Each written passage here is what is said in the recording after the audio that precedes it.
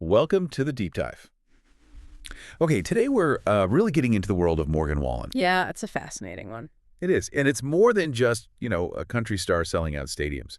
We're diving deep into his journey, how it kind of shows this big shift in celebrity culture. We're Exactly. looking at how being, genuinely vulnerable, even with public mistakes, can build this incredible loyalty. Mm. Loyalty that sort of defies the old rules, redefining stardom. That's the core of it.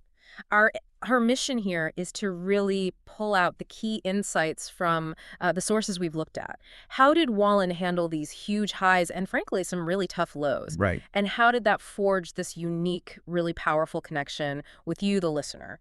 We want to figure out what makes his story, his music, hit so hard. Okay, so let's unpack it. Morgan Wallen, born Sneedville, Tennessee, 1993. Mm-hmm.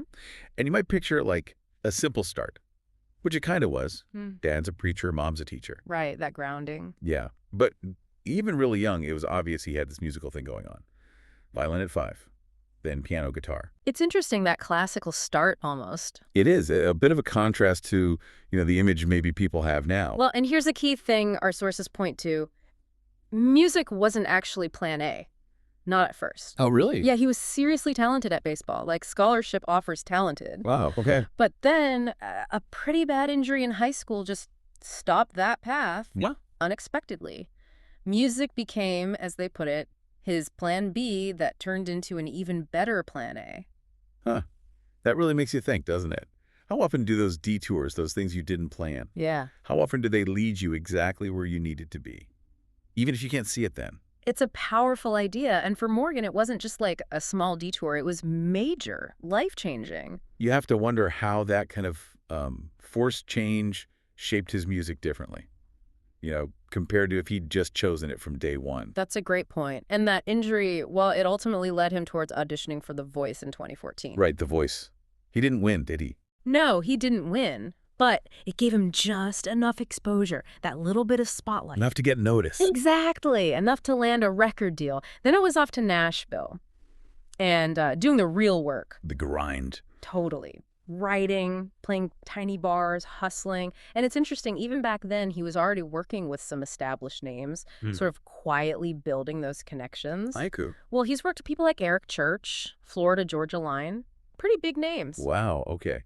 So laying the groundwork. Yeah. And then his first album, If I Know Me, that came out in 2018.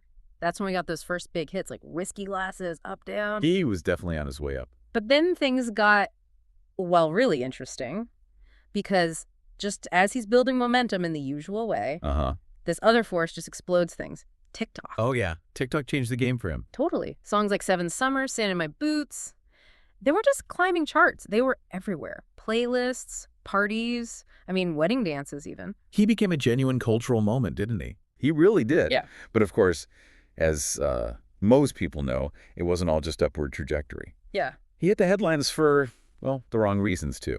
That 2021 video incident. Right, the controversy. And what's fascinating there, truly, is how the fans reacted. What happened? Well, he got dropped temporarily by his label. Radio stations pulled his music.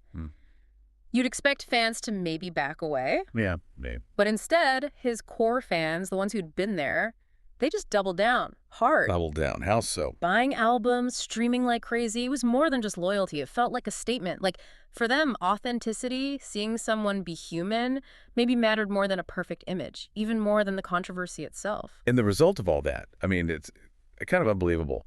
That album, Dangerous, the double album. Phenomenal success. It became one of the longest-running Billboard #1 country albums ever. I don't know how sometimes those setbacks can actually weirdly make that bond with the audience even stronger. It's a really unique part of his story. So, okay, we have this unique path, this intense fan connection. What about the music itself? What is it about the actual songs that connect so deeply? Well, the sources often describe his sound as this blend. It's got that, old school country heart. Yeah, the soul. Right, the soul. But mixed with really modern storytelling. Well, and then there's often like a little bit of a rock edge in there too. So not just one thing. Definitely not. But I think digging deeper, it's the lyrics that really pull people in. How so? They just feel incredibly personal, but they touch on these themes that are just universal. you know, breakups, grabbing beers, driving back roads, just real life stuff. The everyday things? Exactly. He sings, as one source put it, the stuff people don't say out loud. And that honesty, that rawness that builds a massive connection. You hear that in songs like Wasted on You or More Than My Hometown. Yeah. It feels relatable. Totally relatable. And it ties into him being so open about, you know, still figuring things out. He admits he doesn't have it all together. Which most people don't. Right. And that vulnerability, you add that to maybe some surprising facts. Like, apparently his guilty pleasure is old school rap. It just makes him seem grounded, accessible. Yeah, not some untouchable star. Okay, so we've got the music, the lyrics, but then there's the live show, which is just huge. Oh, massive. His 2023-2025 tour sold out instantly. Stadiums, right? Packed stadiums. You hear about fans camping out for tickets, families traveling across states. Wow. It's not just going to hear the songs. His concerts are described as this whole experience. People are crying, screaming, laughing, singing every single word like it's gospel. That's intense. And yet you hear these little details. Like, apparently he loves fishing more than almost anything. Yeah. It just brings that stadium image right back down to earth, doesn't it? It absolutely does. Yeah. And then you look at his latest album, One Thing at a Time. It just smashed all expectations. That's the really long one, right? Yeah, over 30 tracks. It's like a Netflix season in music form, basically.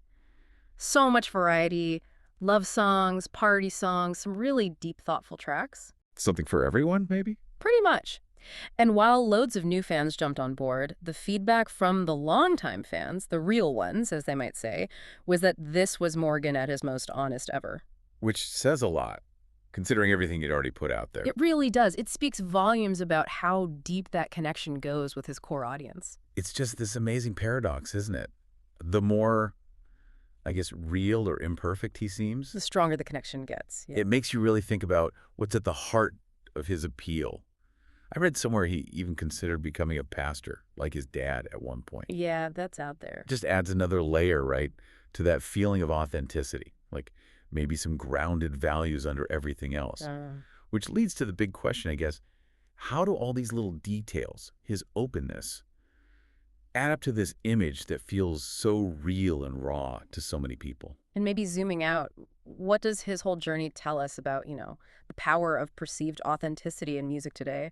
Especially when it's combined with genuine talent, which he clearly has. His story really suggests that maybe for audiences now, a real human story, flaws, bumps, triumphs, and all, is way more powerful, more compelling than some perfectly polished image. A big shift from maybe how things used to be. A really significant shift, I think, in what fans value. So, yeah, Morgan Wallen isn't perfect. And maybe that's exactly why he resonates. Yeah. He's real, he's raw, and he's definitely rewriting the rules of what it means to be a country superstar right now. Absolutely. And maybe the final thought for you, the listener, is this.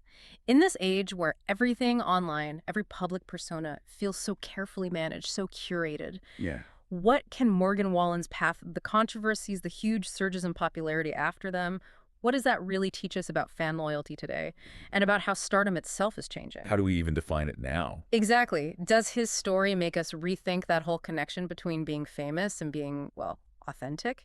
Maybe true connection isn't about being flawless after all. Maybe it's about sharing that messy, complicated humanity, which hits way deeper than any perfect picture ever could.